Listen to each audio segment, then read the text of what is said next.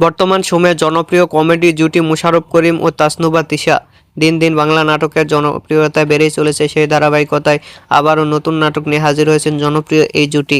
নাটকটির নাম হটম্যান। এই নাটকটিতে অভিনয় করেছেন বর্তমান সময়ের আলোচিত অভিনেতা মোশাররফ করিম ও আলোচিত অভিনেত্রী তাসনুভা তিশা। এই নাটকটি রচনা ও পরিচালনা করেন মোহন আহমেদ। নাটকটি খুব শীঘ্রই মাছরাঙা টেলিভিশনের পর্দায় দেখতে পারবেন। আপনারা দেখতে চাইলে অবশ্যই ঈদে মাছরাঙা টেলিভিশনের পর্দায় চোখ রাখুন এবং নিয়মিত নতুন নতুন নাটকের আপডেট পেতে হলে অবশ্যই চ্যানেলটিকে সাবস্ক্রাইব করে রাখুন। পরবর্তী ভিডিওর জন্য অপেক্ষা করুন।